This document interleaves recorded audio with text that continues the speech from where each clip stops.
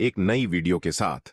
भक्तों, आज हम आपको एक ऐसी दुर्लभ जानकारी बताने वाले हैं। 15 नवंबर से पढ़ने वाली उत्पन्ना एकादशी के दिनों में अगर आप यह उपाय कर लेते हो तो आपकी गरीबी हमेशा के लिए खत्म हो जाएगी।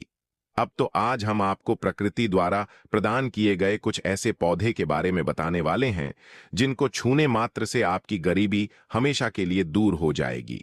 और अगर आप इन पौधों की जड़ को 15 नवंबर उत्पन्ना एकादशी के दिनों में हमारे नियम अनुसार बताए गए नियमों द्वारा घर ले आते हो और उसका उपयोग हमारे बताए हुए नियम द्वारा कर लेते हो तो आपको करोड़पति बनने से दुनिया ही कोई ताकत नहीं रोक सकती।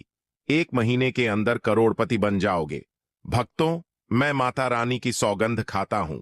अगर आपने इस वीडियो को सच्चे हृदय से देखा तो आपकी हर मनोकामना इच्छा पूरी होगी। पर भक्तों, आपसे एक छोटा सा अनुरोध है कि वीडियो को पूरा देखने पर ही लाभ की प्राप्ति होगी और इस तरह से हम आपको उपाय बताएंगे। उसी तरह से अगर आपने कर लिया तो करणी मंत्र से आपको लाभ ही लाभ होगा। सच्चे हृदय से जो भी भक्त उपाय करता है उसे लाभ जरूर प्राप्त होता है। जी, जड़ी बूटी के बारे में आज हम बताने जा रहे हैं। उसे संजीवनी बूटी भी कहा जाता है, इसलिए इस जड़ी बूटी को मामूली समझने की भूल भी मत करना।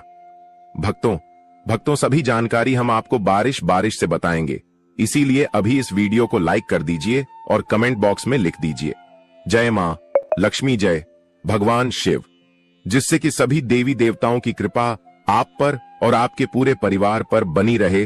भक्तों, चलिए जान लेते हैं। दोस्तों, आप हमारी वीडियो में देख सकते हैं यह पौधा दिखने में बहुत ही साधारण है, लेकिन इसके गुण और साधारण है। अगर यह आपके घरों के आसपास में है तो इसे साधारण पौधा समझ करके देखने की भूल मत करना।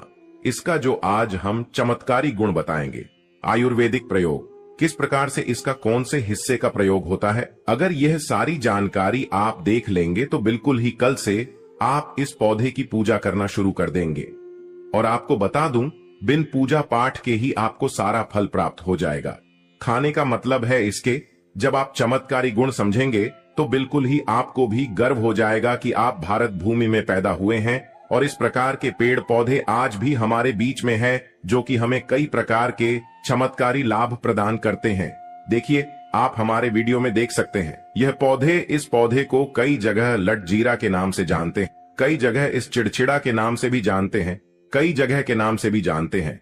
हो सकता है आप दूसरे राज्य में हो या फिर कहीं से आप हमारी वीडियो को देख रहे हो या फिर दूसरे देश से देख रहे हो, तो इसे अलग अलग प्रति में, अलग अलग जगह में, अलग अलग हिस्सों में अलग अलग नाम से जाना जाता है। लेकिन वीडियो में देखकर के आप इसे समझ सकते हैं। तो खासकर ये जो पौधा है, इसे लटजीरा के नाम से भी बहुत से लोग जानते हैं। और इसे अपामार क्यों बोला जाता है? क्योंकि उल्टा चलता है। इसके जो बीज होते हैं बिल्कुल ही उल्टे होते हैं। आप अन्य पौधे के बीज देखेंगे, फूल के बीज देखेंगे तो ऊपर की तरफ होते हैं, लेकिन यह निकले की तरफ होता है।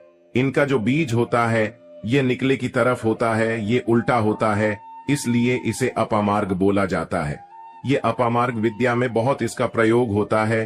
कभी इसके बारे में मैं जानकारी बताऊंगा। तो क्यों ये हमारे लिए कीमती है, क्यों ये आज साधारण है, लिए इस वीडियो में जानते हैं। सर्वप्रथम तो सभी दर्शकों को कहना चाहूंगा कि कमेंट बॉक्स में जय श्री कृष्णा जरूर लिखना।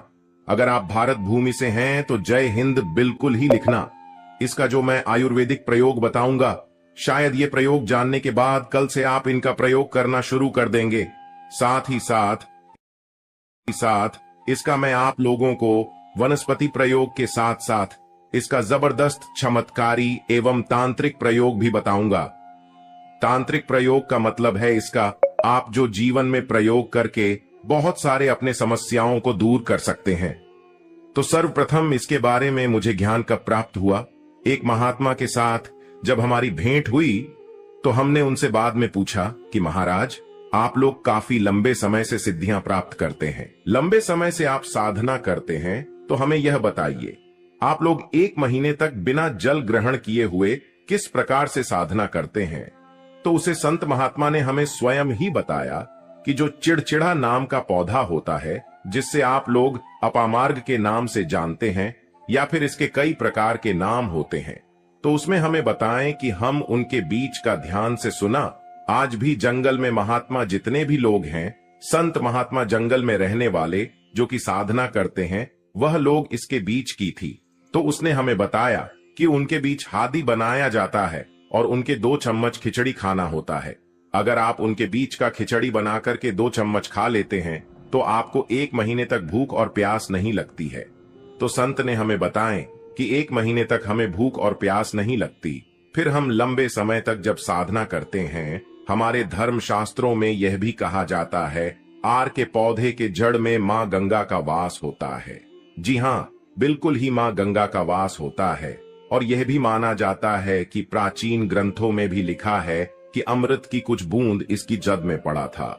इसलिए आज भी लोग जो धार्मिक लोग रहते हैं, आपके यहाँ कोई लोग इसके दातुन करते हैं कि नहीं? जो बहुत से पुराने जो से आने लोग हैं, जिसे हम बुजुर्ग के नाम से भी जानते हैं, ओल्ड मैन कहा जाता है, पुराने जो व्यक्ति है, काफी पुराने, तो ऐसे व्यक्ति इसकी जड़ की दातुन करते हैं। क्यों करते हैं? क्योंकि इसके जड़ में गंगा मैया का वास होता है। अमृत की कुछ बूंद गिरी थी। ले सर्वप्रथम जानते हैं इसका आयुर्वेदिक प्रयोग जानेंगे। इनका चमत्कारी प्रयोग, आयुर्वेदिक प्रयोग सर्वप्रथम बताना चाहूंगा। अगर इसकी जड़ का दातुन किया जाए, जिससे लंबे समय से दांतों में परिया है, दांतों में दर्द बना रहता है, किसी कारण बस डॉक्टरी इलाज नहीं कर पा रही या फिर डॉक्टरी दवा खा रहे हैं, फिर भी दांतों में दर्द बना हुआ है, ठीक नहीं होता है, तो केवल इसकी दातुन करने मात्र से, केवल इसके दातुन करने मात्र से दांतों में जितने भी कीड़े हैं, बैक्टीरिया है, जिसके कारण आपके दांतों में दर्द बना रहता है, वह दर्द इसके दातुन करने से केवल 15 दिनों तक उनकी आपको रेगुलर दातुन करना है। 2 से 3 दिनों में इसके रिजल्ट मिल जाएंगे, दांतों के दर्द समाप्त हो जाएंगे। तो उसके दांतों के पीलापन को भी जड़ से समाप्त करते हैं। जिनके दांतों में पीलापन है, लोग जिनका मजाक उड़ाते हैं, जिनके खुद के ही परिवार के लोग बेइज्जती कर देते हैं, बेइज्जती का जिन लोगों को सामना करना पड़े, जिनके दांत काफी पीले हैं, गंदे हैं, ऐसे व्यक्ति को भी इसे दातुन जरूर करना चाहिए। इससे दातुन करने के बाद हमारे दांतों में चमक आ जाती है, हमारे दांत व्हाइट बन जाते हैं, एकदम क्लीन हो जाते हैं। ये तो हुआ प्रयोग, अब जानते हैं।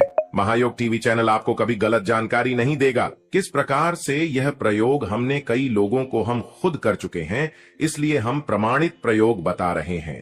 तो जिनके प्रसव होने में विलंब हो रही है, बहुत सारी ऐसी माताएं बहनें होती हैं ग्रामीण इलाकों में, शहरी इलाकों में, जिन्हें प्रसव के समय में काफी पीड़ा होती है। जो लोग चाहते हैं डॉक्टर के जरिए से चीड़ फाड़ ना हो, क्योंकि चीड़ फाड़ के चक्कर में काफी होती है, बाद में आगे चल करके अपने जैसे टांके लग पाए, किड फाड़ कर करके बच्चा बाहर निकल पाया, तो उससे काफी हमें बाद में दिक्कतों का सामना करना पड़ता है।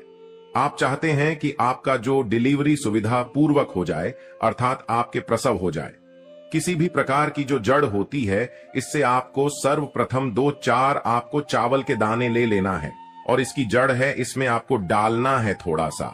इसकी जद में आपको अपनी का और जड़ को ले जाते समय आपको प्रार्थना करना है कि है महाराज, मैं आपको इस कार्य के लिए ले जा रहा हूं कि मैं किसी महिला के लिए गर्भ से जो बच्चे हो तत्काल बाहर निकल, इसलिए मैं आपको ले जा। इस प्रकार से प्रार्थना करना है और इसे लाल कलर के कपड़े में बांध करके, जो प्रसूता स्त्री है, जिसके कहा जाए बच्चे गर्भ से बाहर नहीं, उन्हें पहना देना है।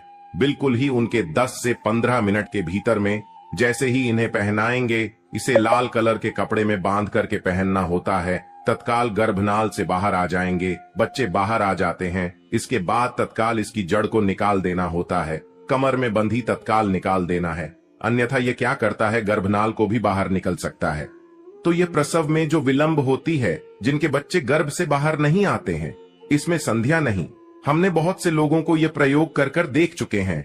इसके बाद लिए जानते हैं इसका कुछ और आयुर्वेदिक प्रयोग। उसके बाद इसके चमत्कारी प्रयोग बताना शुरू करूंगा। आप चमत्कारी प्रयोग कैसे, इसमें इसके अंदर में बहुत चमत्कारी गुण भरे हुए हैं। आयुर्वेदिक प्रयोग में बताना चाहूंगा, जिनके दांत दर्द हो रही, बहुत से लोग ऐसे हैं जिनको सर का दर्द होता है, तो सर के दर्द बालों को बताना चाहूंगा। दांत के दर्द बताया, दांत के दर्द को ठीक करने के बाद आपके को जलाकर के भस्म भी बना सकते हैं, और उनकी भस्म बनाने के बाद जहां पर दर्द होता है, दोस्तों, महायोग टीवी का संकल्प है सही जानकारी पहुंचाना। दोस्तों, मेरी एक बात पर और आप गौर करना दोस्तों, महायोग टीवी चैनल मात्र एक चैनल नहीं है, बल्कि यह हिंदू धर्म का